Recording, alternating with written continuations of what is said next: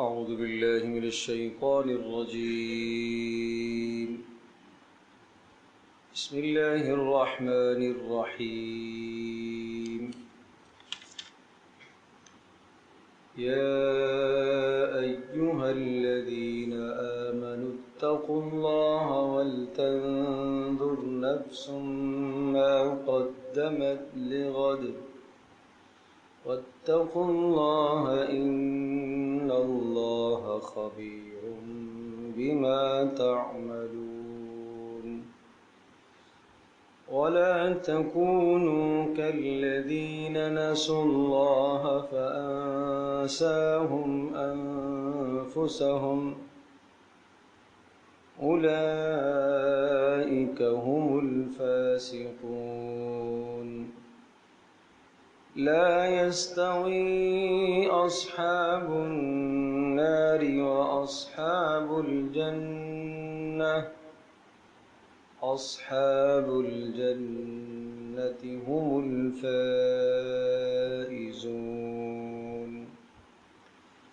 لو أنزلنا هذا القرآن على جبل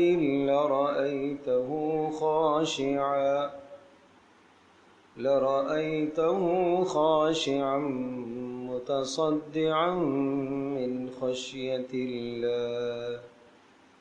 وتلك الأمثال نضربها للناس لعلهم يتفكرون. هو الله الذي لا إله إلا هو عالم الغيب والشهادة هو الرحمن الرحيم. هو الله الذي لا إله إلا هو الملك القدوس السلام المؤمن المهيمن العزيز الجبار المتكبر. سبحان الله عما يشركون. هو الله الخالق البارئ المصور له الأسماء الحسنى يسبح له ما في السماوات والأرض وهو العزيز الحكيم. سورۃ الحشر کا تیسرا اور آخری رکوع آج ہم پڑھیں گے،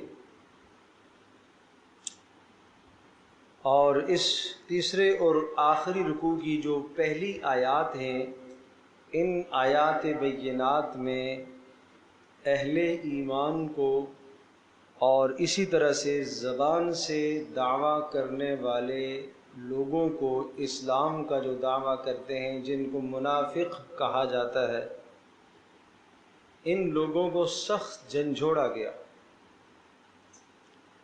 یا ایھا الذین آمنوا، اے وہ لوگوں جو ایمان لا چکے ہو، دل اور زبان اور عمل ہر اعتبار سے ایمان لے آئے ہو، یا صرف زبان سے اقرار کیا تم نے ایمان کا، تمہیں سمجھنا چاہیے اتقوا اللہ،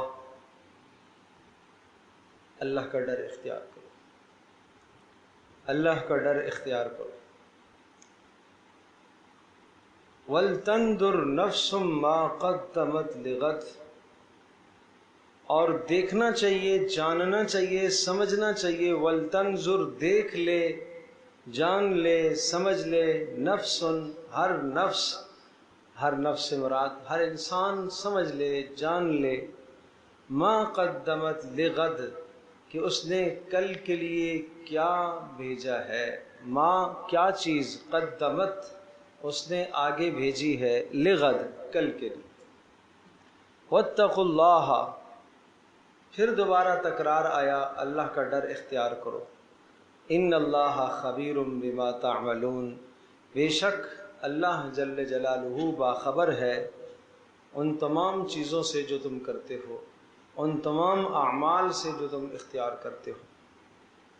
وَلَا تَكُونُوا كَالَّذِينَ نَسُوا اللَّهَ فَأَنْسَاهُمْ، ایسے نہ ہو جانا، وَلَا تَكُونُوا، اور تم نہ ہو جانا، كَالَّذِينَ، ان لوگوں کی طرح، نَسُوا اللَّهَ، جنہوں نے اللہ کو بھلا دیا، فَأَنْسَاهُمْ أَنفُسَهُمْ، تو اللہ تبارک تعالیٰ نے انہیں ان کی ذات سے بھی غافل کر دیا۔ انساہم، اللہ نے انہیں بھلا دیا، انفسہم، ان کے نفسوں کو بھلا دیا۔ اولئک هم الفاسقون، یہ تو پرلے درجے کے بے فرمان نافرمان لوگ ہیں۔ لا یستوی اصحاب النار، برابر نہیں ہوں گے اصحاب النار، دوزخ والے، واصحاب الجنہ، اور جنت والے۔ اصحاب الجنت هم الفائزون، جنت والے تو وہ کامیاب ہوں گے۔ یہ 3 آیات بینات کا میں نے صاف ترجمہ کیا ہے۔ اب ان آیات بینات میں جو پیغام ہے وہ ذہن نشین فرمائیے۔ پہلی بات تو کہی گئی کہ اے ایمان والو، اللہ کا ڈر اختیار کرو، اللہ کا ڈر اختیار کرو، اطاعت بجا لاؤ، اللہ کی فرما برداری بجا لاؤ، فرائض و واجبات کو پورا کرو۔ 2 مرتبہ یہ لفظ آیا، اتقوا اللہ، اتقوا اللہ۔ پہلے والا اتقوا اللہ جو ہے اس میں معنی یہ ہے کہ اللہ کی اطاعت کو بجا لاؤ، فرما برداری کو بجا لاؤ، اور اللہ تبارک تعالیٰ کی طرف سے احکام ملے ہوئے ان کو بجا لاؤ، فرائض و واجبات کو پورا کرو۔ اور دوبارہ جو واتقوا اللہ آیا ہے 2 جملوں کے بعد، ایک جملے کے بعد دوبارہ والا واتقوا اللہ، اس کا معنی ہے گناہوں سے بچو۔ اتقوا اللہ، اللہ سے ڈرو، اللہ کی نافرمانی سے بچو۔ تو دونوں صورتوں میں یہ بات مطلوب ہے کہ اللہ جل جلالہ کا خوف رکھتے ہوئے اللہ کی اطاعت بھی کرو، اللہ کی فرما برداری اور اللہ کی طرف سے ملنے والے فرائض و واجبات بھی پورے کرو، اور اللہ کا ڈر رکھتے ہوئے اللہ کی بولو نافرمانی سے بھی بچو۔ دونوں چیزیں مطلوب۔ تو 2 بار اتقوا اللہ ہے۔ پہلا والا اتقوا اللہ اشارہ کر رہا ہے کہ اللہ تبارک تعالیٰ کا ڈر رکھتے ہوئے، اللہ کے عذاب سے بچنے کے لیے خوف رکھتے ہوئے اللہ کی اطاعت اور فرما برداری کو بجا لاؤ۔ اور دوسرے والا اتقوا اللہ اشارہ کر رہا ہے کہ اللہ کا ڈر رکھتے ہوئے اللہ کی نافرمانی سے بھی بچو۔ دونوں چیزیں مقصود و مطلوب ہے۔ ایک آدمی اپنے باپ سے کہتا ہے کہ جناب میں ٹھیک ہے، آپ کی جن چیزوں کا آپ نے حکم دیا ہے ان کو تو پورا کروں گا، لیکن جن سے آپ نے منع کیا ہے یہ میں نہیں کر سکتا۔ ایک کہتا ہے کہ جن چیزوں سے آپ نے روکا ہے وہ تو میں منع ہو جاؤں گا، لیکن یہ کام میں نہیں کروں گا جو آپ نے کہے۔ تو اطاعت گزاری کس چیز کا نام ہے؟ دونوں کا نام ہے کہ انسان اللہ کی مرضیات کو عمل میں لائے اور اللہ پاک کی نامرضیات کو انسان چھوڑ دے۔ تو یہ مقصود ہے یہاں پر کہ اتقوا اللہ، اللہ کا ڈر اختیار کرو، اطاعت کو بجا لاؤ، اور دوسرا والا اتقوا اللہ کیا کہہ رہا کہ اللہ کی نافرمانی سے اپنے آپ کو بچاؤ۔ دونوں چیزیں مقصود۔ بیچ میں جملہ آیا وَلْتَنْظُرْ نَفْسٌ مَا قَدَّمَتْ لِغَدٍ، اور یہ بڑا خوفناک کلمہ ہے جو ہمیں جھنجھوڑ رہا ہے۔ وَلْتَنْظُرْ، اور جاننا چاہیے، دیکھنا چاہیے۔ دیکھو تو صحیح، یہاں دیکھنے سے مراد صرف آنکھوں کا دیکھنا نہیں ہے، فکر کرنا ہے۔ جیسے آپ کسی کو کہتے ہیں دیکھو تو صحیح تم کیا کر رہے ہو، تو دیکھو تو صحیح، دیکھ لیا بھائی، مراد دیکھنا نہیں ہوتا، مراد کیا ہوتی ہے وہاں پر؟ فکر، سوچو۔ وَلْتَنْظُرْ، سوچو تو صحیح، گہری نگاہ سے سوچو، دیکھو تو صحیح۔ وَلْتَنْظُرْ نَفْسٌ، ہر نفس سوچے، ما قدمت لغد، وہ آگے کل کے لیے کیا بھیج رہا ہے، کل کی فکر کر رہا ہے کہ نہیں۔ آج دنیا کہتی ہے کل کی فکر کرو، کل کی فکر کرو، کل کی فکر کرو، کل کی فکر کرو۔ قرآن بھی کہہ رہا ہے کل کی فکر کرو، لیکن کون سی کل؟ جو مرنے کے بعد، وہ کل، ٹھیک ہے۔ اور پھر یہاں بڑے اہم اشارے ہیں۔ کل، آج اتوار کا دن ہے، جیسے پیر کل پیر آئے گا، پیر کا دن آنا جیسے یقینی ہے ایسے ہی قیامت کا آنا بھی یقینی۔ یہ ہے کل۔ نمبر 2، جس طرح سے کل آنے والا پیر جیسا قریب ہے، اسی طرح سے قیامت بھی کیا ہے؟ قریب۔ اور نمبر 3، آج جو محنت جو کچھ کرو گے وہ کل آپ کو قریب میں آپ کو اس کا فیض پہنچے گا، فائدہ پہنچے گا، ملنے والا ہے۔ اسی طرح سے آج اس دنیا میں جو محنت کرو گے وہ کل قیامت میں آپ کو کام آئے گی۔ اس لیے کہا وَلْتَنْظُرْ نَفْسٌ مَا قَدَّمَتْ لِغَدٍ، ہر نفس سوچے تو صحیح، دیکھے تو صحیح کہ وہ کیا بھیج رہا ہے کل کے لیے، کیا بھیج رہا ہے۔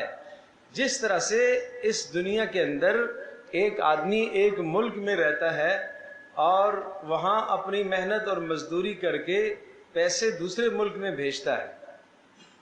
مثال کے طور پر ایک شخص باہر ملک میں کام کرتا ہے اور یہاں وہ اپنی آمدنی کو بھیجتا ہے اور یہاں کی کرنسی میں وہ اس کی آمدنی منتقل ہو کر اس کے گھر کے لیے، اس کے بچوں کے لیے، اس کی ذات کے لیے فائدے کا ذریعہ بنتی ہے۔ بیٹا اس کو ذرا صحیح کرو۔ اسی طرح سے اس دنیا کے اندر جو میں عمل کروں گا، اس عمل کی کرنسی آخرت میں ثواب اور سزا کی صورت میں ملے گی۔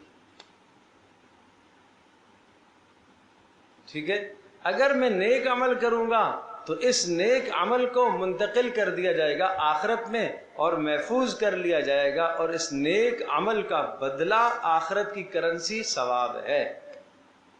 اور اگر میں نے یہاں پر گناہ کیا تو اس گناہ کا بدلہ اور کرنسی آخرت میں سزا اور عقاب ہے۔ وہ مجھے ملنا ہے، وہ بغیر کسی دعوے کے۔ یہاں دنیا میں میری کرنسی پر، میرے پیسے پر، میرے مال پر دوسرا آدمی دعویٰ کر سکتا ہے کہ جناب یہ میرا ہے، یہ میرا ہے، یہ میرا ہے۔ وہاں ایسا نہیں ہو سکتا۔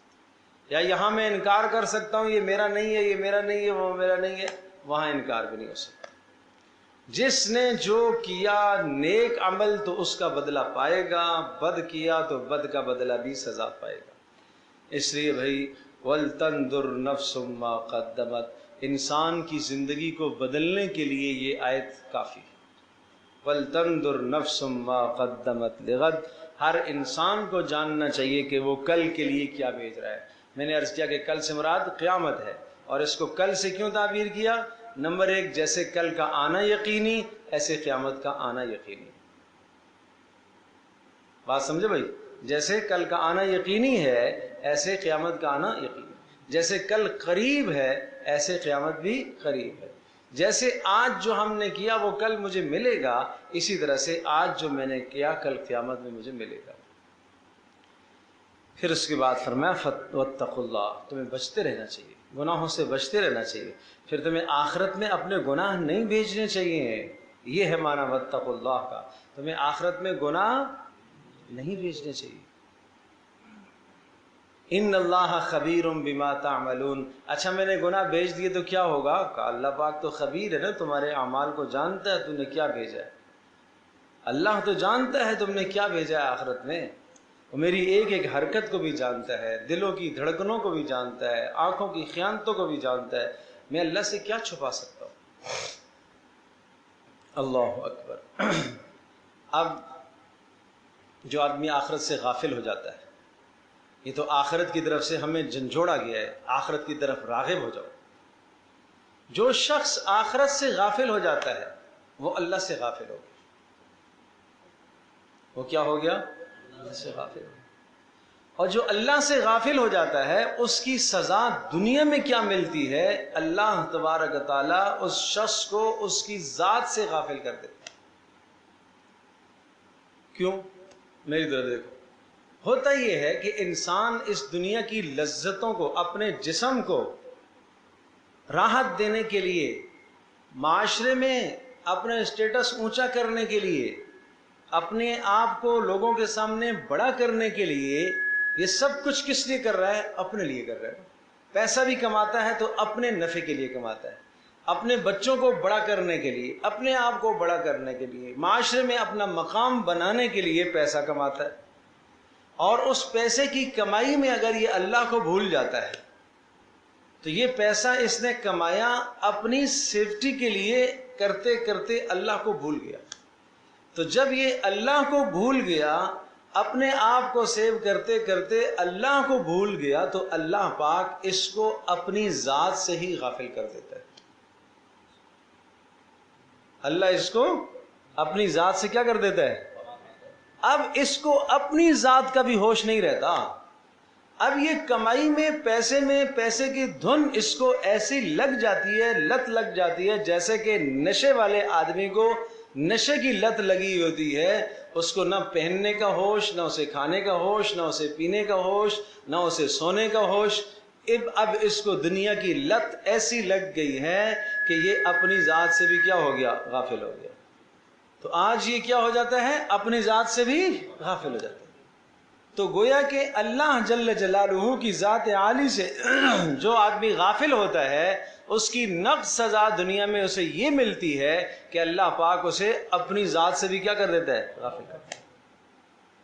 اب اسے کسی کی فکر نہیں رہتی، بس پیسہ ہی پیسہ، مال ہی مال، نہ بیوی کی، نہ بچے کی، نہ ماں کی، نہ باپ کی، نہ قرابت داری کی، نہ رشتہ داری کی، کسی کام کا نہیں رہتا یار۔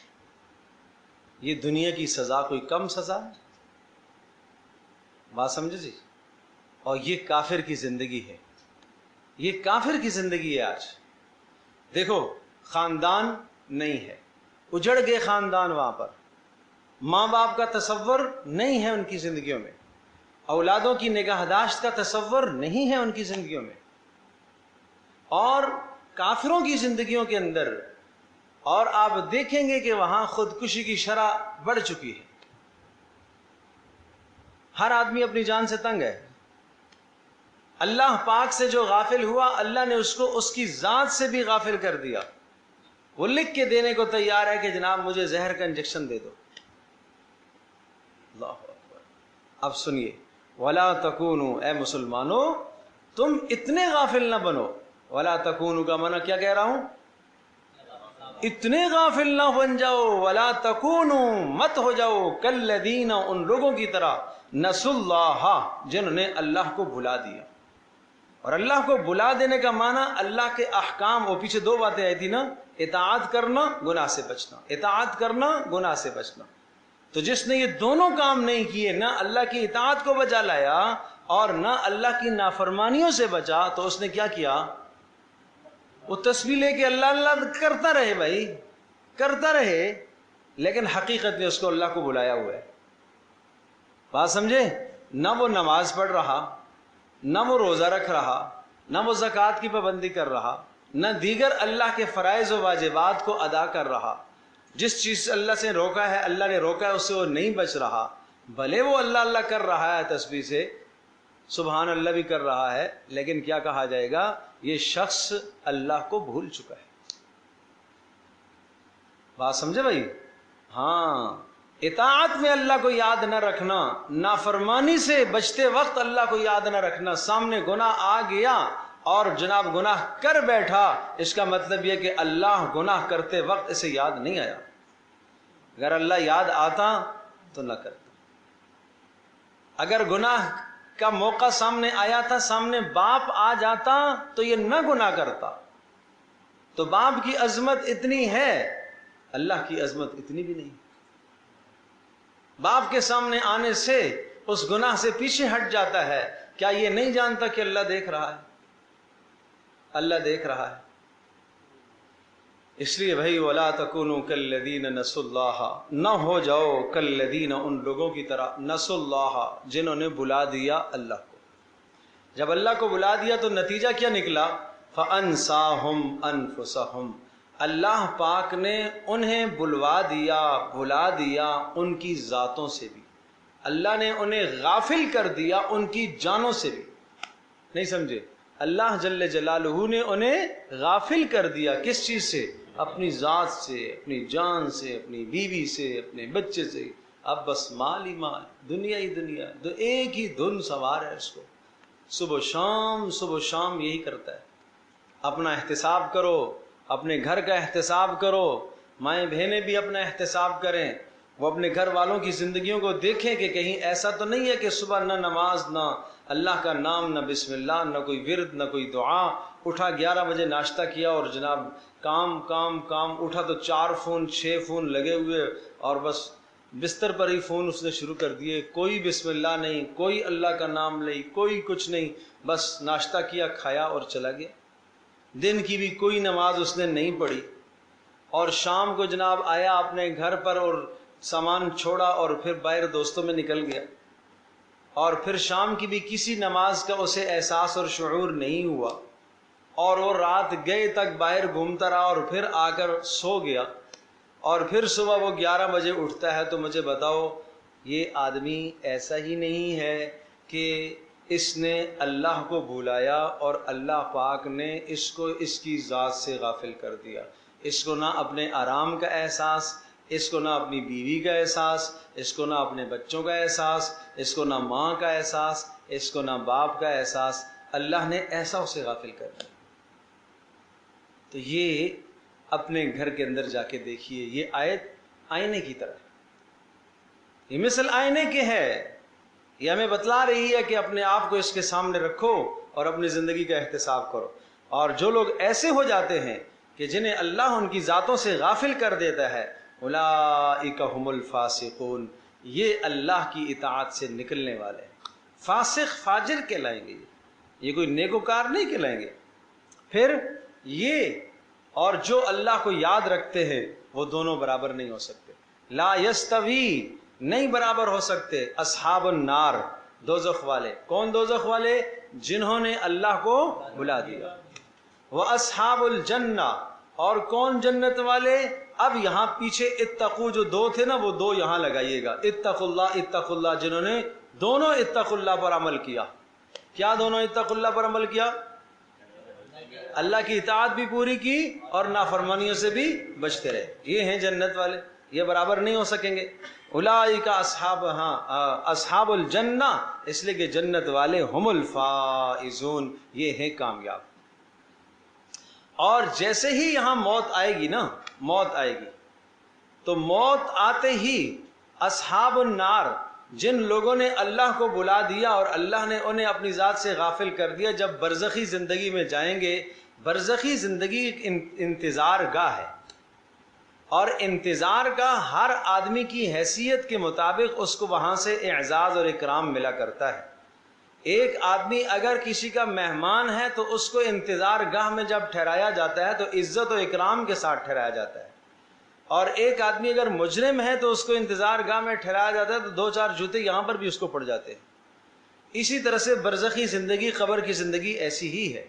اصل حساب و کتاب تو آخرت میں ہونے والا ہے، لیکن برزخی زندگی میں اگر وہ نیکوکار ہے تو آخرت کے اعزاز اور اکرام یہاں شروع ہو جائیں گے اس کے ساتھ، اور اگر وہ بد ہے تو آخرت کے عذاب یہاں ہی اس کے ساتھ شروع ہو جائے گے۔ اس لیے کہ یہ کیا ہے؟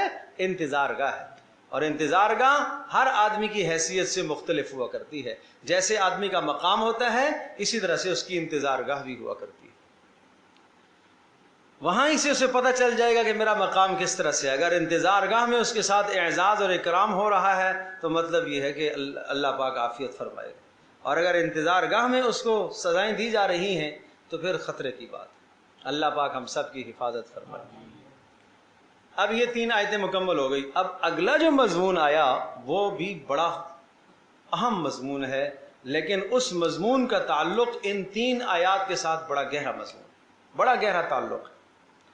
اب پہلے میں ترجمہ کرتا ہوں پھر آپ مضمون سمجھیے گا۔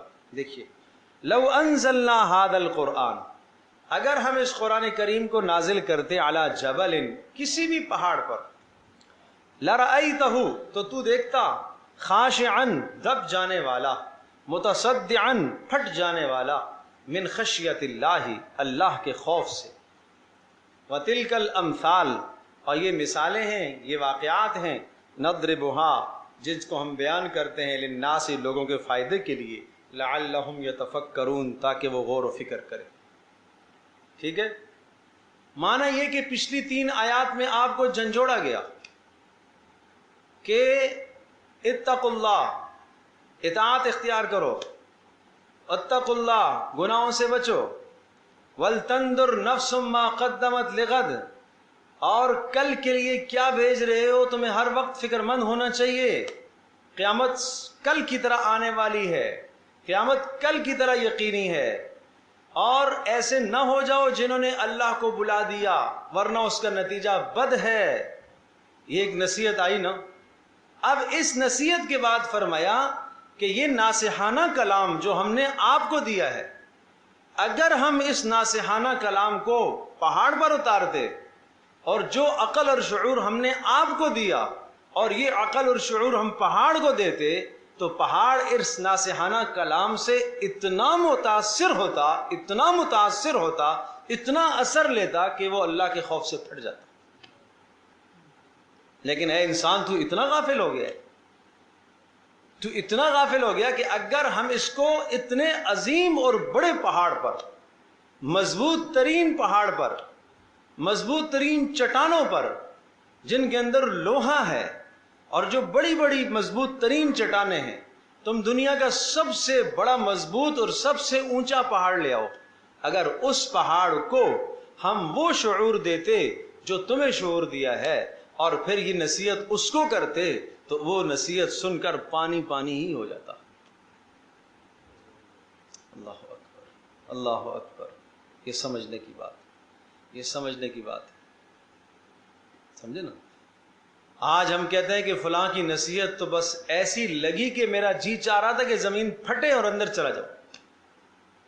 آج ایک انسان کی بات آدمی کو ایسا اثر کر دیتی ہے کہ بس اوقات آدمی کہتا ہے یار میں بس کیوں جی رہا ہوں، زمین پھٹتی اور میں اندر چلا جاؤں۔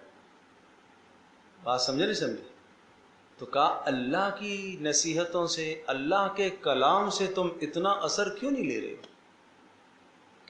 کہ اگر یہ کلام ہم پہاڑ پر اتارتے تو پہاڑ بھی ریزہ ریزہ ہو جاتا، پہاڑ بھی اللہ کی ہیبت اور جلال سے دب جاتا۔ اس کو اگر جہنم کی بات سنائی جاتی تو وہ پہاڑ بھی کانپ اٹھتا، وہ پہاڑ بھی ٹکڑے ٹکڑے ہو جاتا خوف سے۔ لیکن انسان کے سامنے سارا دن جہنم کی بات کرو، یہ اثر ہی نہیں لیتا۔ تو اس کا مطلب کیا ہے کہ دل پر کیا ہے؟ غفلت کے پردے پڑے ہوئے ہیں، غفلت کے پردے پڑے ہوئے ہیں۔ لہذا تمہیں ان غفلت کے پردوں کو اتارنا پڑے گا، اور یہ دو چیزوں سے اتریں گے، اللہ کی اطاعت کر کے اور اللہ کی نافرمانی سے بچ کر کے۔ جب یہ دو کام کرو گے نا تو پھر یہ غفلت کے پردے ہٹ جائیں گے، چھٹ جائیں گے، پھر یہ غفلت کے بادل چھٹیں گے، پھر اللہ تمہارے دل میں وہ نور پیدا کرے گا، پھر اس نور کے ذریعے سے اس قرآن کریم کی عظمت تمہیں سمجھ میں آئے گی۔ اس نور کے ذریعے سے کیا ہوگا؟ قرآن کریم کی عظمت تمہیں سمجھ میں آئے گی، پھر تمہیں پتہ چلے گا کہ یہ کتنا بڑا کلام ہے۔ ہمارے پاس اس کلام کو سمجھنے کی وہ صلاحیت نہیں ہے، وہ صلاحیت ہم کھو چکے۔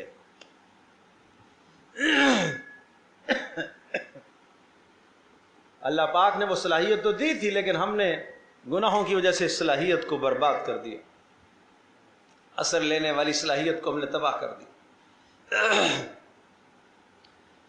اللہ اکبر۔ ایک آدمی کا جسم سن ہو گیا سارا کا سارا، پیٹتے رہو، مارتے رہو، اسے نہیں اثر ہو رہا ہے، جسم ہی سن ہے، درد کی حس ہی اس کے اندر نہیں ہے۔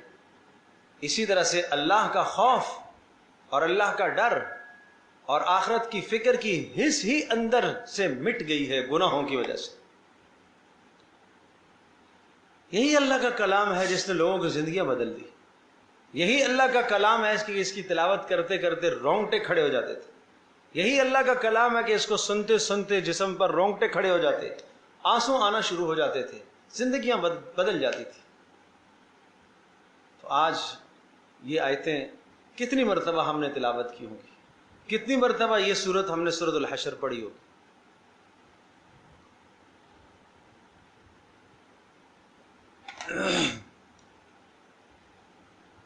تو اس لیے فرمایا لو انزلنا ھذا القرآن، یہ ہم نے آپ کو کل کی بات بتا دی، جنت اور جہنم کی بات سنا دی، اتنی خوفناک باتیں اگر ہم پہاڑوں پر بھی اتارتے تو وہ بھی ریزہ ریزہ ہو جاتے۔ لیکن اے انسان تیری غفلت کا کیا کہنا، لو انزلنا ھذا القرآن، اس قرآن کریم کو اگر ہم اتارتے علی جبل، کسی پہاڑ پر، اللہ اکبر، لرأیتہ، تو دیکھتا، خاشعا، وہ دب جانے والا ہوتا اللہ کی عظمت سے، متصدعا، پھٹ جانے والا، ٹکڑے ٹکڑے، تصدع متصدع، پھٹ جانے والا، ٹکڑے ٹکڑے ہو جانے والا، من خشیت اللہ، اللہ کے خوف سے۔ یہ اس لیے ہم نے مثال بیان کی، نضربھا للناس، لوگوں کے فائدے کے لیے، تاکہ وہ سمجھیں کہ جو پہاڑ مجھ سے زیادہ سخت ہے وہ جب ریزہ ریزہ اس کی عظمت سے ہو سکتا ہے تو میں کیوں اثر قبول نہیں کرتا۔ اللہ اکبر، هو اللہ الذی لا الہ الا ہو۔ اب آؤ اللہ کی عظمت سنو تو صحیح، اب آؤ اللہ کی عظمت تو سنو۔ جس اللہ نے قرآن اتارا ہے اس کی عظمت، اور ہم یہ کہہ رہے ہیں کہ اس اللہ کی عظمت سے پہاڑ ریزہ ریزہ ہو جاتا، اس کی عظمت تو دیکھو۔ هو اللہ الذی لا الہ الا ہو، اللہ وہ ذات ہے اس کے سوا کوئی بندگی کے لائق نہیں ہے۔ هو اللہ الذی، اللہ وہ ذات ہے، لا الہ الا ہو۔ دیکھو ہم جو کلمہ پڑھتے ہیں، لا الہ الا اللہ محمد الرسول اللہ،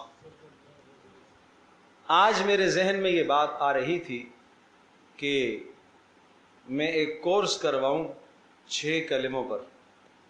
6 کلمے بچپن میں ہم پڑھتے ہیں نا، تقریباً ہر آدمی پڑھتا ہے، یاد بھی ہوتے ہیں، پھر بڑے ہو کے بھول بھی جاتے ہیں۔ بچے کو یاد ہوتے ہیں، بڑے کو نہیں یاد ہوتے۔ گو کے 6 کلمے، یہ بات بھی اچھی طرح سے ذہن نشین فرما لیں۔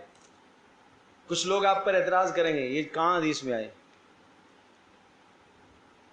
یہ 6 کلموں کے اندر جو الفاظ ہیں نا، یہ الفاظ احادیث کے اندر آئے ہیں، لیکن حدیث میں یہ نہیں آیا کہ یہ پہلا کلمہ ہے، یہ دوسرا کلمہ ہے، یہ تیسرا کلمہ ہے، یہ چوتھا کلمہ ہے، یہ 5واں کلمہ ہے، یہ 6واں کلمہ ہے، یہ نہیں آیا۔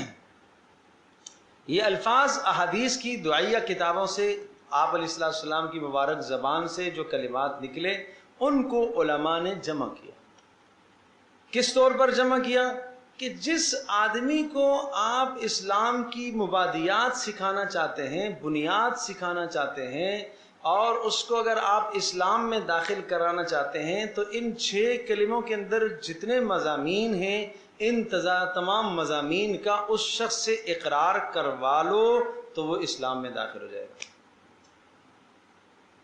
اگرچہ صرف لا الہ الا اللہ محمد رسول اللہ کا اقرار کرنے سے بھی اسلام میں داخل ہو جاتا ہے، لیکن اس لا الہ الا اللہ محمد رسول اللہ کی تشریح ہے باقی کلمات۔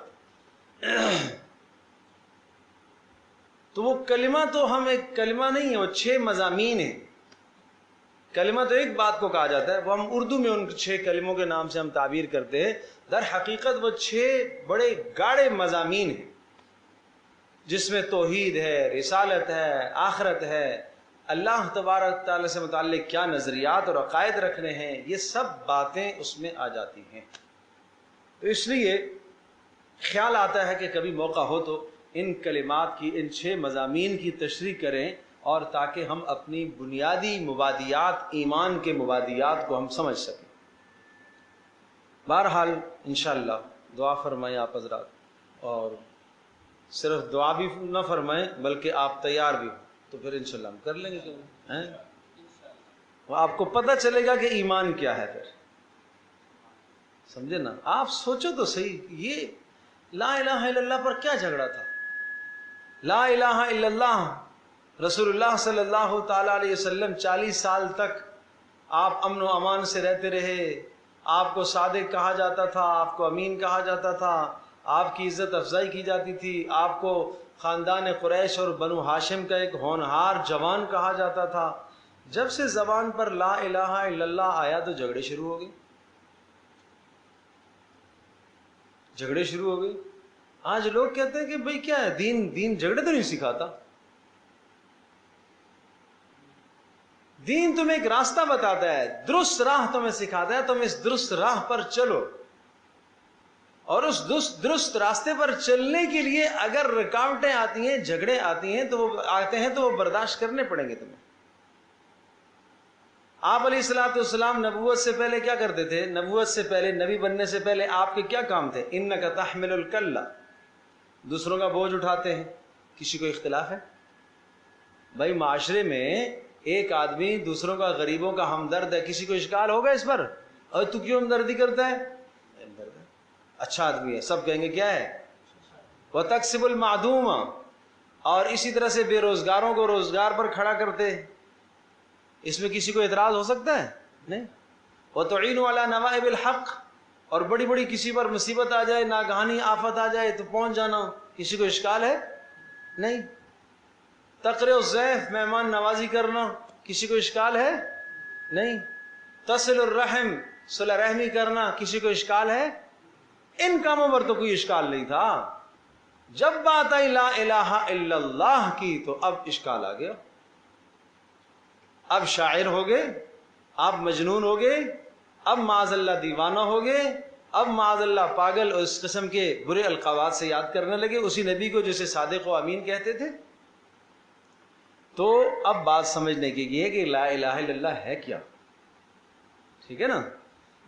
تو لا نہیں، لا الہ کوئی بھی معبود نہیں ہے، کوئی بھی حاجت روا نہیں ہے، کوئی بھی کام بنانے والا نہیں ہے، کوئی بھی مشکل کشا نہیں ہے، کوئی بھی نفع کا مالک نہیں ہے، کوئی بھی نقصان کا مالک نہیں ہے، کوئی بھی بیٹے دینے والا نہیں ہے، کوئی بھی بیٹیاں دینے والا نہیں ہے، کوئی بھی بڑی چھوٹی مصیبت سے نکالنے والا نہیں ہے الا اللہ، سوائے اللہ کے، سوائے اللہ. لوگوں نے یہ سمجھ رکھا تھا کہ اللہ کی مثال ایک بادشاہ کی سی ہے، اور جس طرح سے بادشاہ ہوتا ہے تو بادشاہ اپنے ماتحت کوئی 10 20 50 لوگ 100 لوگ رکھ لیتا ہے، اور وہ 100 لوگوں کو کچھ نہ کچھ اختیارات دے دیتا ہے. اس کو فلاں علاقے کا گورنر بنا دیا، اس کو فلاں کا، اس کو فلاں کا، اس کو فلاں کا، اس کو یہ کام سونپ دیا، اس کو یہ کام سونپ دیا، اور اس میں وہ بادشاہ ان کو اختیار کلی دے دیتا ہے. بات سمجھے بھائی؟ لہذا بادشاہ تک رسائی ہماری نہیں ہو سکتی، ہم ان چھوٹے چھوٹوں سے اپنا کام کروا لیں. تو اسی طرح سے مشرکین عرب کا یہ نظریہ یہی تھا کہ اللہ پاک کی مثال ایک بادشاہ کی سی ہے. اللہ پاک نے اپنے ماتحت کچھ ملائکہ رکھے ہوئے ہیں، اور اللہ تبارک تعالیٰ نے اپنے ماتحت کچھ انبیاء رکھے ہوئے ہیں، اور کچھ بزرگان دین رکھے ہوئے ہیں کہ وہ بزرگان دین، ان کو اللہ نے اس کو بیٹے دینے کا اختیار دیا ہوا ہے، اس کو بیٹیاں دینے کا اختیار دیا ہے، اس کو روزی کا اختیار دیا ہے، اس کو بارش برسانے کا اختیار دیا ہے. لہٰذا جب ہمیں ان تمام اشیاء کی ضرورت پڑتی ہے تو اب ہمیں براہ راست اللہ سے، ہم خاکی، ہم بہت چھوٹے، ہم اللہ سے نہیں مل سکتے، اللہ سے براہ راست ہم نہیں لے سکتے، ہماری وہ حیثیت نہیں ہے. گناہ کر کے ہم نے اپنے آپ کو اتنا خراب، اتنا ارذل، اتنا ذلیل، اتنا پست کر دیا کہ ہم اللہ سے براہ راست کچھ بھی نہیں منوا سکتے. ہم ان سے اس لیے کرتے. اسلام نے آ کر یہ تصور توڑا.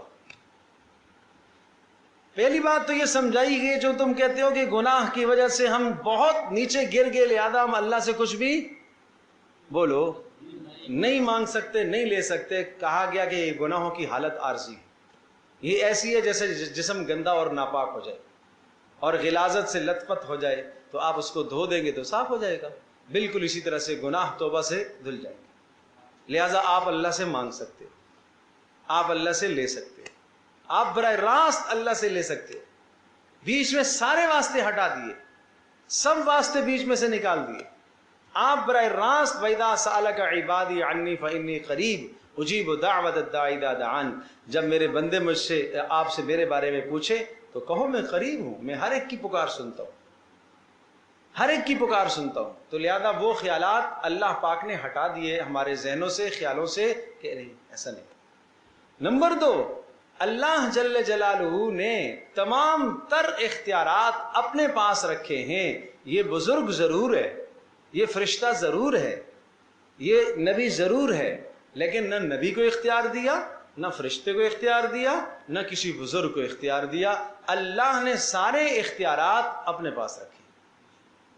قُلِ ادْعُوا الَّذِينَ زَعَمْتُم مِّن دُونِهِ لَا يَمْلِكُونَ مِثْقَالَ ذَرَّةٍ. کچھ لوگ کہتے تھے کہ آسمان زمین کا اللہ نے انہیں مالک بنا دیا. کہا لا یملکون مثقال ذرہ، ارے آسمان کا مالک نہیں، ایک ذرے کا مالک بھی نہیں بن سکتے یہ. ٹھیک ہے. نمبر 2، اللہ نے مالک تو نہیں بنا دیا، اللہ نے شراکت دار کر دیا ہے، پارٹنر بنا دیا. وما لهم فیہما من شرک، ذرہ برابر بھی اللہ نے ان کو شراکت داری نہیں دی ہے. تیسرا نظریہ یہ تھا کہ نہیں، شراکت دار تو نہیں ہے، معاون اور مددگار ہیں. وما لهم منہم من ظہیر، ان میں سے کوئی بھی اللہ کا مددگار نہیں ہے. کوئی بھی اللہ کا مددگار، اللہ کے دوست ہیں کہ نہیں؟ بولو بولو بولو بھائی، ہیں.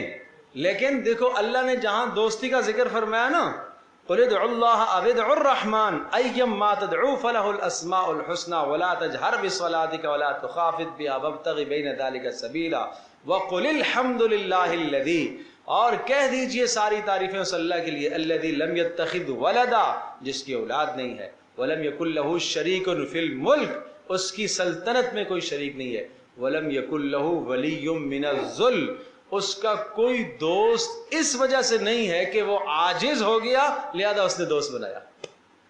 ارے دوست بنائے نوازنے کے لیے بھائی. نہیں سمجھے بات، نہیں سمجھے. میں دوست بناتا ہوں اپنے فائدے کے لیے، مجھے مشکل میں ضرورت پڑتی ہے کہ دوست میرے مددگار ہوں. اللہ دوست بناتا ہے اسے دینے کے لیے، نوازنے کے لیے بھائی. اللہ کی ایسی دوستی ہے، اللہ کی ایسی دوستی نہیں ہے کہ وہ کمزور پڑ گیا اور اس کو ضرورت پیش آئی دوستی کی. وہ تو نوازنے کے لیے دوستی لگاتا ہے کہ آؤ جی اور دیتا ہوں، آؤ مجھ سے خاص تعلق قائم کر لو، میں تمہیں اور نوازتا ہوں. وہ تو دوستی کے نوازنے کے لیے دوستیوں کی بات کرتا ہے. ٹھیک ہے جی.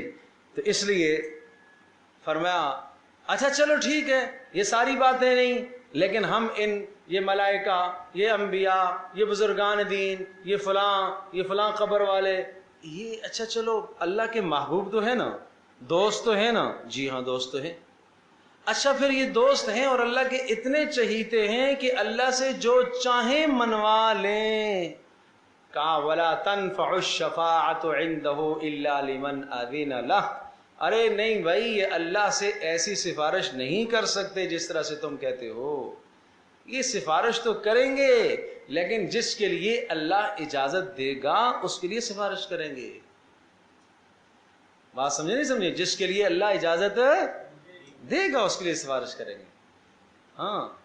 اور پھر آگے مثال دی، کہا بتاؤ اللہ کے سب سے قریب ترین مخلوق کون سی ہے؟ جی ملائکہ. حتی اذا فزع عن قلوبهم قالوا ماذا قال ربكم قالوا الحق.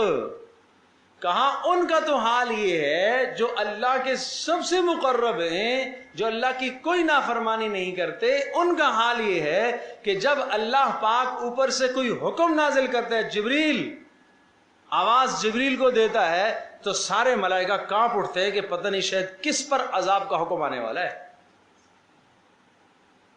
اور جبریل کا جسم بھی کانپ اٹھتا ہے، پتہ نہیں کیا اللہ کا حکم آنے والا ہے.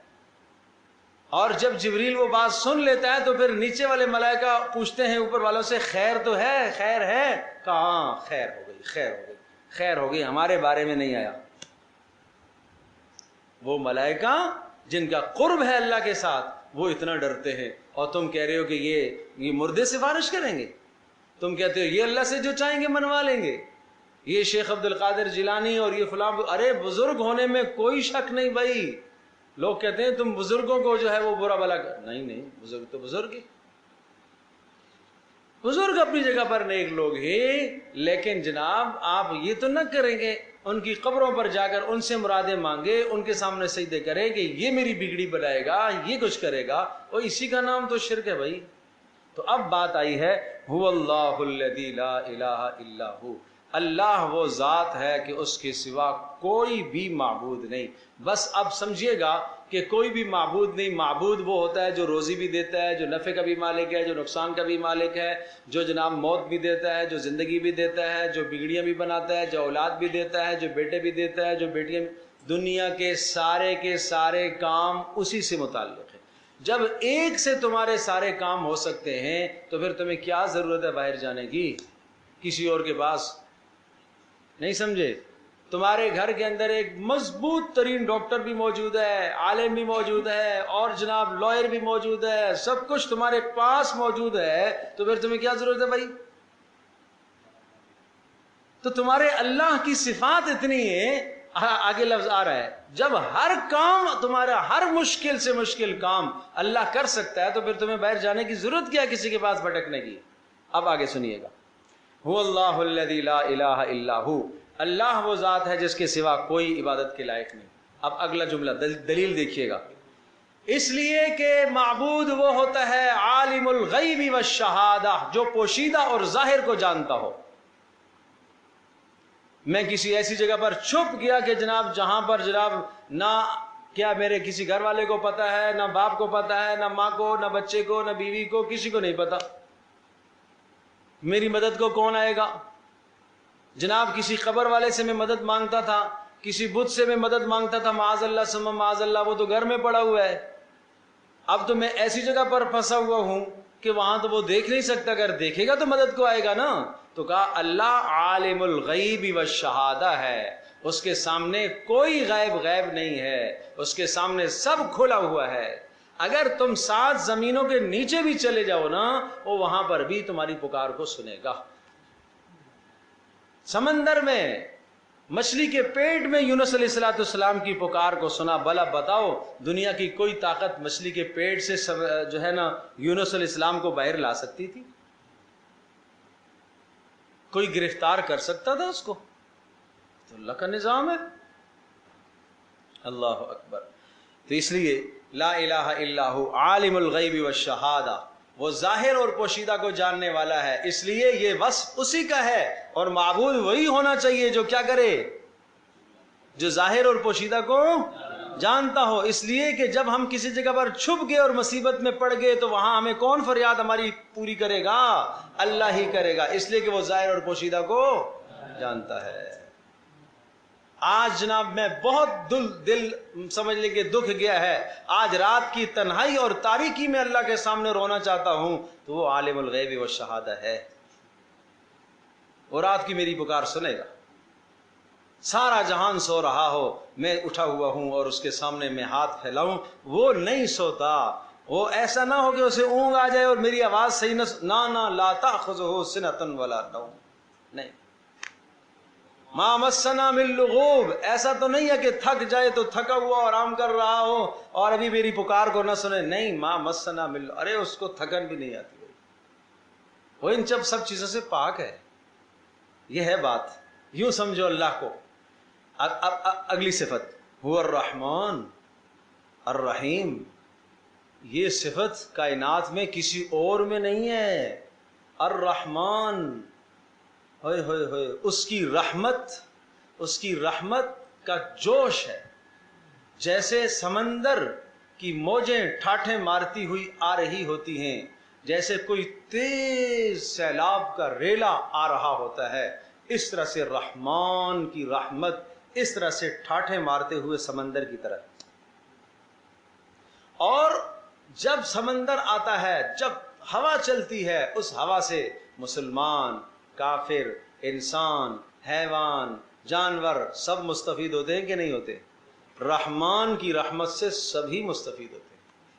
یہ ہے رحمان، یہ ہے رحمان، اس کی صفت سے، اس کی رحمت سے سب مستفید ہوتے ہیں۔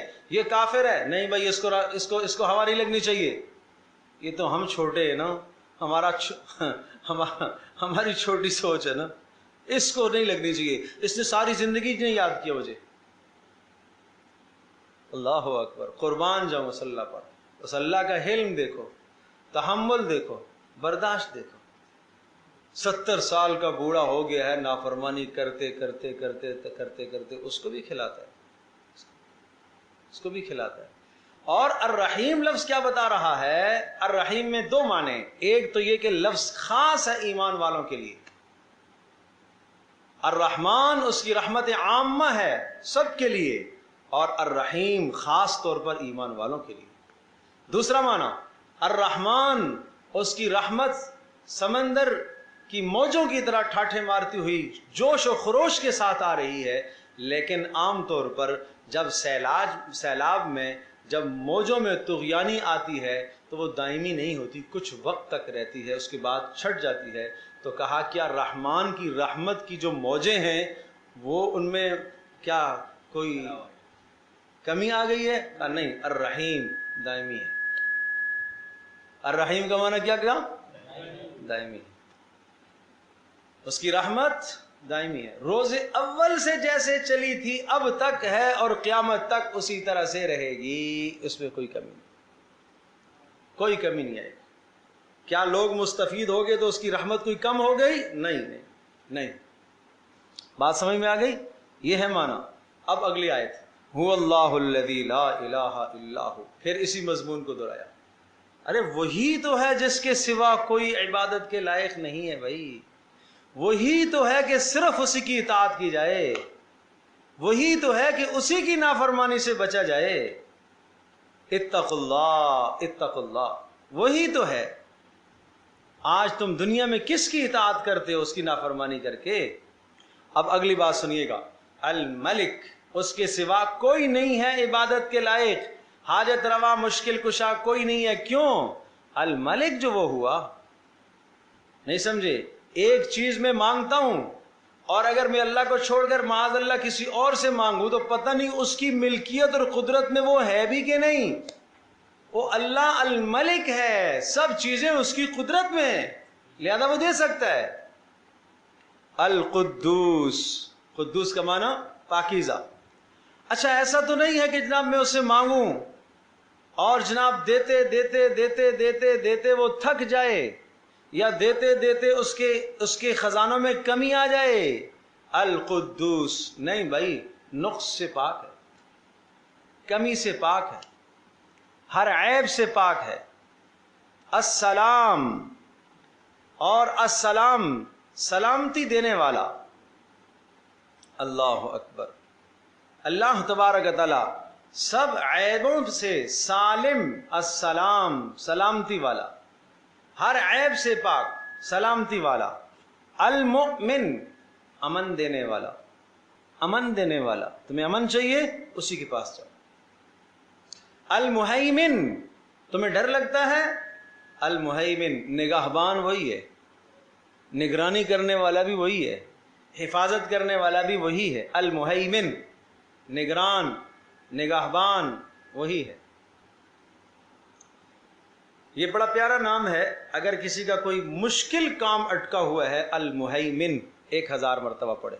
خاص طور پر کسی کا لین دین کسی سے ہے اور کوئی حق نہیں دے رہا اس کو، آپ کے پیسے کسی نے دبائے ہوئے، المہیمن 1000 مرتبہ پڑھو، پھر دعا کرو. العزیز غلبے والا ہے، اس کو کوئی دبا سکتا ہے؟ نہیں. العزیز غلبے والا. الجبار دباؤ والا. المتکبر کبریائی والا. کبریائی بڑائی، عظمت، بلندی، رفعت، یہ سب اسی کی صفات ہے. اب اگلی بات سنیے گا، سبحان اللہ عما یشرکون. سبحان اللہ عما یشرکون. ہم پاکی بیان کرتے ہیں ان تمام چیزوں سے جو یہ اللہ کے ساتھ شریک ٹھہراتے ہیں. کچھ کہتے ہیں کہ اللہ نے اپنے ساتھ پارٹنر بنا لیے. نہیں، ہم پاکی بیان کرتے ہیں اس بات سے اللہ نے اپنا کوئی شریک. کچھ کہتے ہیں کہ اللہ تبارک تعالیٰ نے کسی کو اختیار دے دیا. ہم پاکی بیان کرتے ہیں اللہ پاک نے کسی کو اختیار نہیں دیا. کچھ کہتے ہیں کہ یہ اللہ سے زبردستی منوا لیں گے. نہیں، ہم پاکی بیان کرتے ہیں اللہ سے کوئی زبردستی نہیں منوا سکتا. اور ہم پاکی بیان کرتے ہیں اللہ ہر نقص سے، ہر عیب سے پاک ہے. کھانے سے پاک، پینے سے پاک، سونے سے پاک، ان تمام چیزوں سے، مخلوق کی عادات و اطوار سے پاک ہے. هو اللہ الخالق، پیدا کرنے والا بھی تو وہی ہے. بتاؤ نا، آسمان و زمین کو کسی اور نے بنایا؟ نہیں، پیدا کرنے والا بھی تو وہی ہے. العزیز، اور کہاں چلا گیا؟ الباری، باری پہلی مرتبہ بنانے والا. ایک ہے خالق، خلق کر رہا. باری بغیر کسی نمونے کے چیز کو پیدا کرنے والا، پہلے سے کوئی شے موجود نہیں تھی، بنانے والا. بدیع، باری، ٹھیک ہے. ہاں، یہ بھی اللہ کا نام ہے، اللہ کا وصف ہے۔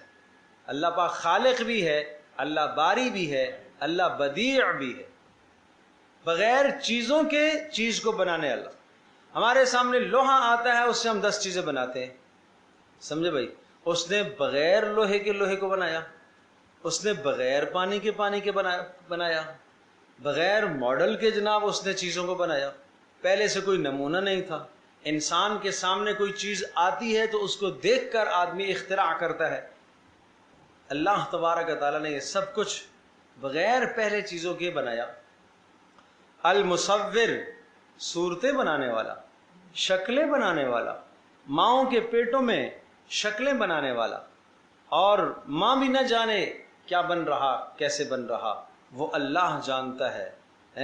فی ظلمات ثلاث، فی ظلمات ثلاث، 3 اندھیریوں میں، یخلقکم فی بطون امہاتکم، تمہیں پیدا کرتا ہے ماؤں کے پیٹوں کے اندر، فی ظلمات ثلاث، 3 اندھیریوں کے اندر، پیٹ کا اندھیرا، رحم کا اندھیرا، جلی کا اندھیرا، ان 3 اندھیریوں میں پیدا کرتا ہے، اور اسے خطا اور اسے غلطی نہیں لگتی کہ آنکھ کی جگہ پر کہیں اور لگ جائے، پیچھے کی طرف لگ گئی، نہیں، اس کو غلطی نہیں لگتی۔ سمجھے بھائی؟ سارے بچے بیک وقت کتنے بن رہے ہیں، اسے غلطی نہیں لگتی، اسے غلطی نہیں لگتی۔ کس کو کیا دینا ہے اسے غلطی نہیں لگتی۔ کہیں ایسا تو نہیں ہے کہ کسی آدمی کو جناب گائے کا ہاتھ لگا دیا، اس کا پیر لگ گیا، نہیں بھائی، اسے غلطی نہیں لگتی۔ کسی کو جناب گدھے کا کان لگا دی، غلطی ہو گئی، نہیں جی، اسے غلطی نہیں لگتی، وہ غلطی سے پاک ہے۔ مصور، دنیا میں تصویر کشی جو ہوتی ہے جتنی بھی نا، وہ روشنی میں ہوتی ہے۔ اللہ کی تصویر کشی، اللہ مصور ہے، وہ تو 3 اندھیروں میں بناتا ہے، وہ تو 3 اندھیروں میں بناتا ہے۔ سبحان اللہ، سبحان اللہ، وہ 3 اندھیروں میں بناتا ہے۔ اس بچے کے ننھے ہاتھ بناتا ہے، اور اس ننھے ہاتھوں پر نشان بناتا ہے، ہاتھوں کی لکیریں بناتا ہے، کتنے خوبصورت اس کے پورے بناتا ہے، فنگر پرنٹ اس کے بناتا ہے، سبحان اللہ۔ اور پھر اس بچے کے پیٹ کے اندر کا نظام بناتا ہے، اس کو کوئی غلطی نہیں لگتی، اسے کوئی غلطی نہیں لگتی۔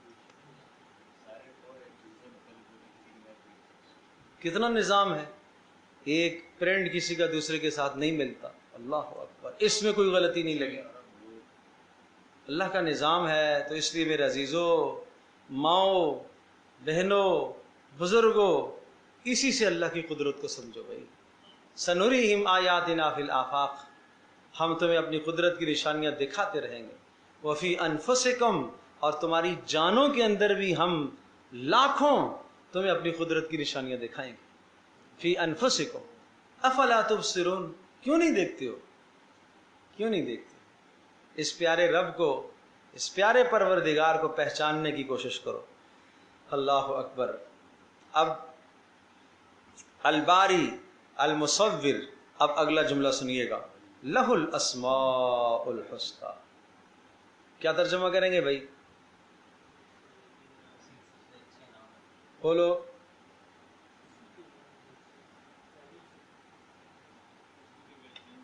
اور ترجمہ تو آپ سب نے ٹھیک کیا، لہ الاسماء الحسنی، اس کے بہترین نام ہے، یہ ترجمہ آپ نے صحیح کیا، لیکن مفہوم نہیں سمجھے ہو، مفہوم نہیں سمجھو، مفہوم نہیں سمجھو۔ مطلب یہ ہوا کہ یہ تو ہم نے چند نام آپ کو گنوائے ہیں، اور یہ چند نام نہیں گنوائے، یہ اس کی صلاحیتیں ہم نے گنوائی ہیں آپ کو، کہ خلق کی صلاحیت اس کے پاس ہے، خالق وہ ہے، ملک کی صلاحیت اس کے پاس ہے، امن دینے کی صلاحیت اس کی طاقت اس کے پاس ہے، نگرانی کرنے کی صلاحیت اور طاقت اس کے پاس ہے۔ دنیا کا کوئی بھی تمہارا مشکل کام ہو نا، وہ سب کی سب صلاحیتیں اس کے پاس ہیں۔ یہ جو 99 نام اللہ کے ہیں نا، یہ کیا ہیں؟ یہ اللہ کی صفات ہیں۔ یہ آدمی ڈاکٹر بھی ہے، یہ آدمی عالم بھی ہے، یہ آدمی انجینئر بھی ہے، یہ آدمی فلاں بھی ہے، یہ فلاں بھی ہے، یہ فلاں بھی ہے۔ آپ اس سے 10 کام لے سکتے ہیں، نہیں لے سکتے؟ تو بھائی تمہاری ضروریات کے جتنے بھی کام ہیں تمہاری ضروریات کے، وہ سب اللہ سے ہو سکتے ہیں بھائی، وہ سب اللہ سے ہو سکتے ہیں، اس لیے کہ اس کے اندر صلاحیتیں ہیں، اس کے اندر پیاری صفات ہیں، اس کے اندر پیاری خوبیاں ہیں۔ تمہیں رزق چاہیے، اللہ رازق بھی ہے، تمہیں امن چاہیے، امن دینے والا بھی ہے، تمہیں نگرانی چاہیے، مہیمن بھی ہے، تمہیں کسی سے ڈر لگتا ہے وہ تمہیں اس خوف سے بھی بچائے گا، تمہیں کیا چاہیے، اولاد چاہیے، وہ دینے والا ہے، خالق وہی ہے۔ سبحان اللہ، اس لیے بتایا نا، افرائیتم ما تمنون انتم تخلقونہ ام نحن الخالقون۔ میاں بیوی کا میلاب ہوتا ہے، اس کے بعد بتاؤ نا، انتم تخلقونہ ام نحن الخالقون، خالق تم ہو یا ہم ہو؟ تم تو ماں باپ ہو، تم تو والد ہو، اور ماں والدہ ہے۔ باپ کیا ہے؟ والد، اور ماں کیا ہے؟ والدہ ہے۔ اللہ اکبر، خالق تو نہیں ہے۔ انتم تخلقون ام نحن الخالقون، پیدا تم نے کیا یا ہم نے کیا؟ ہوئے ہوئے ہوئے، بچہ ہوتا ہے، میرا بچہ میرا بچہ میرا بچہ میرا بچہ میرا بچہ، اس کا نام بھی الٹا، اس کا نام بھی برا رکھتی ہیں، اور اس کو کپڑے بھی غلط پہناتی ہیں، اس کی تربیت بھی غلط کرتی ہیں، اور اس کی زندگی کا رخ ہی غلط طے کر دیتی ہیں۔ میرا بچہ میرا بچہ، یہ کیا ہے؟ یہ شرک نہیں ہے تو اور کیا ہے؟ ارے منسوب تیری طرف ہے، اللہ کی دی ہوئی ہے، اللہ کا عطیہ ہے، اللہ کی نعمت ہے، اللہ کی نعمت ہے۔ مجازن تم اپنی طرف منسوب کر رہے ہو، میرا بچہ، نسب تجھ سے چلتا ہے، نسب آپ کا ہے، سمجھے بھائی؟ ملکیت اللہ کی ہے میرے پیارے، ملکیت اللہ کی ہے، مالک اس کا اللہ ہے، خالق اس کا اللہ ہے۔ اس کو تم اپنی مرضی کے مطابق نہیں استعمال کر سکتے، اس کو جو چاہو اس سے تم اپنی مرضی سے نہیں کروا سکتے کہ یہ میرا بیٹا ہے، نہیں کروا سکتے۔ ارے اس سے کیا، تم اپنے ہاتھ سے جو چاہو نہیں کروا سکتے، تم اپنے ہاتھ کے مالک نہیں ہو، تم تو اپنے ہاتھ کے مالک نہیں ہو، مالک تو اللہ ہے۔ تو اس لیے اپنی نسلوں کی صحیح تربیت کرو، صحیح نام رکھو، اچھے نام رکھو، دینی نام رکھو، نبیوں کے ناموں پر نام رکھو، بزرگوں کے ناموں پر، صحابہ کے نام پر اچھے نام رکھو، ماڈرن نام، نئے نام گوگل سے تلاش کر کے، اور جناب یہاں سے ڈھونڈا ہے وہاں سے ڈھونڈا ہے، ایسے ایسے، میں تو حیران ہوتا ہوں، پتہ نہیں کیا کیا نام ہوتے ہیں بھائی۔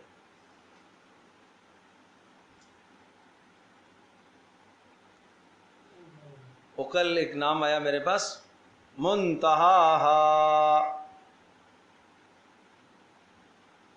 یہ کیا نام ہے؟ بچی کا نام رکھا ہے جی، بھائی یہ کیوں رکھا ہے؟ تو قرآن سے نکالا ہے، الی ربک منتہا۔ بھائی نام تو منتہا قرآن میں، کیا یہ لفظ نام بننے کی صلاحیت بھی رکھتا ہے کہ نہیں؟ منتہا اس کی انتہا، اس کا ترجمہ تو یہ منتہا، اس قیامت کی انتہا اللہ ہی کے پاس ہے، الی ربک منتہا۔ اب انہوں نے نام رکھ دیا منتہا، شاباش، کیا کرے تم؟ اللہ اکبر۔ تو یہ ہے لہ الاسماء الحسنی، اس کی پیاری پیاری صفات ہے۔ اب اسماء الحسنی کا معنی سمجھ میں آ گیا؟ اس کی پیاری پیاری ہر طرح کی صفات اس کے پاس ہے، لہذا تمہارا ہر کام اسی سے بن جائے گا۔ پھر یسبح لہ ما فی السماوات والارض، نہ کرو تم تسبیح اس کی، نہ کرو تم اس کی بندگی، تم نافرمان بن جاؤ، کوئی فرق نہیں پڑتا اس کی صحت پر، اس کی ذات پر کوئی فرق نہیں پڑتا، اللہ کی ذات عالی پر، اللہ کی ذات مقدسہ پر کوئی فرق نہیں پڑتا۔ یسبح لہ ما فی السماوات والارض، آسمان زمین کی ہر شے اسی کے لیے تسبیح کر رہی ہے، یسبح تسبیح کر رہی ہے، یہ لہو اس کے لیے، ما فی السماوات جو آسمانوں میں ہے، والارض اور جو زمینوں میں ہے، وہو العزیز الحکیم، اور وہ غلبے والا ہے، سخت سزا دینے کی قدرت رکھتا ہے۔ یا اللہ کیوں نہیں دیتا؟ الحکیم، اس لیے کہ حکمت ہے اس کی حکمت ہے، وہ مہلت دیتا ہے، وہ مہلت دیتا ہے۔ تو یہ جو آخری آیات ہے نا، هو اللہ الذی لا الہ الا ہو سے آخر تک، 3 آیات بینات، بڑی اہم آیات ہیں اور بڑی فضیلت ہے ان کی۔ جو آدمی صبح کو 3 مرتبہ پہلے پڑھے اعوذ باللہ السمیع العلیم من الشیطان الرجیم، ٹھیک ہے نا؟ اعوذ باللہ السمیع العلیم، یہ 2 لفظ بیچ میں ڈالنے ہیں، السمیع نہیں زیر آئے گی، اعوذ باللہ السمیع العلیم، اعوذ باللہ السمیع العلیم من الشیطان الرجیم۔ آگے وہی ہے جیسے ہم کہتے ہیں نا اعوذ باللہ من الشیطان الرجیم، تو اعوذ باللہ لفظ اللہ کے بعد 2 لفظ ڈالنے ہیں السمیع العلیم، باقی وہی ہے اعوذ باللہ السمیع العلیم من الشیطان الرجیم، اعوذ باللہ السمیع العلیم من الشیطان الرجیم، اعوذ باللہ السمیع العلیم من الشیطان الرجیم۔ تو صبح 3 مرتبہ یہ پڑھے اور پھر ایک بار هو اللہ الذی سے لے کر آخر تک پڑھ لیں۔ 70,000 فرشتوں کو اللہ پاک مقرر کرتا ہے جو اس کی حفاظت بھی کرتے ہیں، جو اس کے لیے بخشش کی دعا بھی کرتے ہیں۔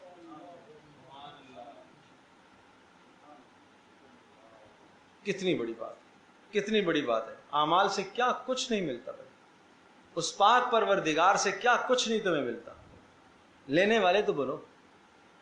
یہ کیا ضرورت نہیں ہے کہ ہم صبح اپنے بچوں کو رخصت کرتے وقت ان کو پڑھوائیں، وہ تو جلدی جلدی ہنگامہ مچا ہوا ہوتا ہے، وین آ رہی ہے جلدی کر جلدی کر، کوئی ناشتہ کچھ منہ میں ڈالا کچھ نہیں ڈالا، کچھ ہاتھ میں جا رہا ہے، نہ اللہ کا نام نہ درود شریف نہ گھر سے نکلنے کی دعا، تو کیا ہوگا؟ کیا تربیت کریں گے ہمیں؟ کیا تربیت ہم کریں گے؟ هو اللہ الذی لا الہ الا ہو، یہاں سے عالم الغیب پہلے بلا 3 آیتیں آخری، سمجھے بھائی؟ تو اس لیے آپ صبح جس طرح سے ناشتے کے لیے وقت نکالتے ہو صرف کرتے ہو نا، اسی طرح سے دعاؤں کے لیے بھی وقت نکالو، اعمال کے لیے بھی وقت نکالو۔ جس طرح سے ناشتہ آپ کی غذا ہے جسم کی، یہ دعائیں آپ کی روح کی غذا ہے، آپ کے ایمان کی غذا ہیں، آپ کے عمل کی غذا ہیں، اور شام تک یہی سلسلہ رہے گا۔ اور شام کو جو آدمی پڑھ لیتا ہے اور صبح تک پھر 70,000 فرشتے مقرر ہو جاتے ہیں، اس کے لیے بخشش کی دعائیں بھی کرتے ہیں، اس کی حفاظت بھی کرتے ہیں، اور اگر اسی رات میں مر جائے گا تو قیامت کے دن شہیدوں سے اٹھایا جائے گا، شہادت کا درجہ بھی ملتا ہے، شہادت کا درجہ بھی ہے۔ ہاں، شام سے مراد مغرب کے بعد کے وظائف ہوتے ہیں، اصل شام کا لفظ مغرب کے بعد کے وظائف، صبح فجر کے بعد کے وظائف۔ تو اگر مغرب میں آپ کو فرصت نہیں ملتی تو عصر میں بھی پڑھے جا سکتے ہیں، اس کا اہتمام کریں، سارے کریں گے انشاءاللہ، ہاں سب کریں بھی، دوسروں کو بھی بتائیں، علم پھیلاؤ، آگے پھیلاؤ علم، محنت کرو۔ اور آج تو چلو پہلا دن تھا اور مضامین بھی بڑے اہم تھے، تو اس لیے اسی پر ہم اکتفا کرتے ہیں۔ تو آئندہ جو ہے نا آپ دوسروں کو ساتھ لے کر آئیں، محنت کریں بھائی، محنت کریں، بڑی سخت محنت کی ضرورت ہے۔ یہ قرآن کا پیغام ایک لمحے میں آپ دماغ میں لے کر تو جاؤ کہ اگر پہاڑوں کو شعور دیا جاتا اور ان پر اگر یہ نازل ہوتا تو ان کی کیا حالت ہوتی، لیکن ہم اس سے متاثر کیوں نہیں ہو رہے؟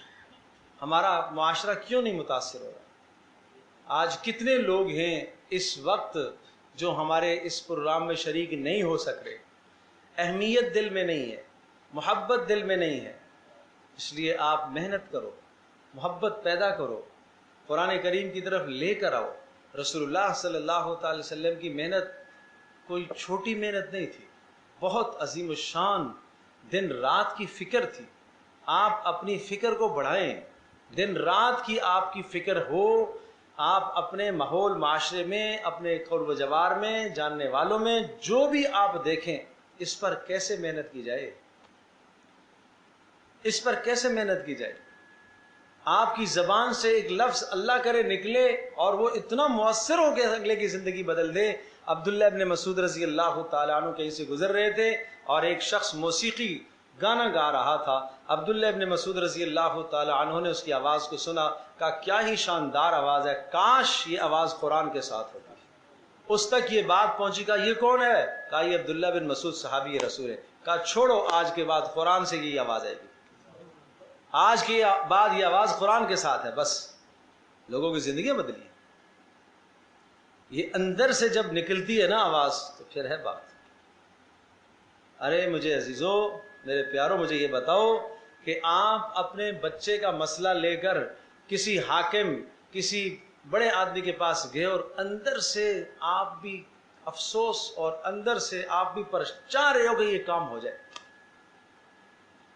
جب آپ چاہیں گے اور آپ مانگیں گے اور آپ تڑپیں گے اور آپ اس کے سامنے جا کے اپنی التجا کریں گے، کام ہو جائے گا۔ وہ تو دنیا کا آدمی ہے، کریم عزت مند ہوا تو آپ کا کام کر دے گا، تو اللہ پاک کریم نہیں ہے، اللہ قدردان نہیں ہے۔ اللہ تبارک و تعالیٰ آپ کے اٹھے ہوئے ہاتھوں کو ضائع تو نہیں کرے گا۔ اس لیے امت کے لیے ہدایت کی دعائیں مانگو۔ اس وقت امت مسلمہ جس مشکل میں اور جس پریشانی میں مبتلا ہے وہ قرآن کریم سے دوری ہے، رسول اللہ صلی اللہ علیہ وسلم کی مبارک تعلیمات سے دوری ہے۔ اس لیے یہ درخواست ہے، دعا کر لیتے الحمدللہ رب العالمین والصلاة والسلام علی سید الانبیاء والمرسلین وعلی صحبہ اجمعین۔ اے اللہ ہم سب کی بخشش فرما، اے اللہ ہم سب کی بخشش فرما، اے اللہ ہم سب کی بخشش فرما۔ اے اللہ تیرے نبی صلی اللہ علیہ وسلم نے فرمایا کہ اے اللہ حاجی کی بخشش فرما، اور حاجی جس کے لیے بخشش مانگے اس کی بھی بخشش فرما۔ اے اللہ ہم سب کی بخشش فرما۔ اے اللہ ہمارے تمام سننے والوں کی بخشش فرما۔ اے اللہ مائیں بہنیں بزرگ حضرات دوست و احباب اس مجلس میں ان کی بخشش فرما، جو براہ راست سن رہے ہیں اے اللہ ان کی بھی بخشش فرما۔ ہم سب کے والدین کی بخشش فرما، اے اللہ سب کے گھر والوں کی بخشش فرما، سب کے اعزاء اقربا کی بخشش فرما۔ اے اللہ ہم سب کا خاتمہ ایمان پر فرما۔ اے اللہ بار بار اپنے دربار کی زیارت کی ہمیں توفیق نصیب فرما۔ نبی علیہ الصلوۃ والسلام کے روضہ انور کی اے اللہ زیارت کی توفیق ہمیں نصیب فرما۔ اے اللہ جو دلوں میں سچی تڑپ رکھتے ہیں اے اللہ ان کے لیے اسباب پیدا فرما، اے اللہ ان کے لیے اسباب پیدا فرما، اے اللہ ان کے لیے اسباب پیدا فرما۔ اے اللہ سیکھ کر جانے کی توفیق عطا فرما۔ اے اللہ جو یہ فریضہ ادا کر کے آئے ہیں اے اللہ ان کی زندگیوں کو بدل دے، اے اللہ ان کی زندگیوں کو بدل دے، اے اللہ ان کی زندگیوں کو بدل دے، اے اللہ ان کی زندگیوں کو بدل دے۔ اے اللہ ہماری اس نشست کو قبول فرما، اے اللہ ہماری اس محنت کو قبول فرما۔ اے اللہ اس محنت کا اثر پورے علاقے پر عام فرما، اے اللہ اس محنت کا اثر پوری دنیا میں عام فرما، اے اللہ اس محنت کا اثر پوری دنیا میں عام فرما۔ اے اللہ اس گھر سے جو ہونے والی محنت ہے اسے اپنی بارگاہ میں قبول فرما، ہر شر اور فتنے سے حفاظت فرما۔ اے اللہ سب ماؤں بہنوں کی، آنے والوں کی، سب کی تو حفاظت فرما، سب سننے والوں کی تو حفاظت فرما، سب کے بچوں کو نیک صالح بنا۔ اے اللہ ہم سب کو اپنے بچوں کی نیک تربیت کرنے کی توفیق عطا فرما۔ اے اللہ جن کے بچے نافرمان ہیں انہیں ماں باپ کا فرما بردار بنا۔ اے اللہ جو اولادوں کے رشتوں کے معاملات میں پریشان ہیں اے اللہ ان کے لیے آسانیاں پیدا فرما۔ اے اللہ ہماری دعاؤں کو قبول فرما۔ وصلی اللہ تعالی علی خیر۔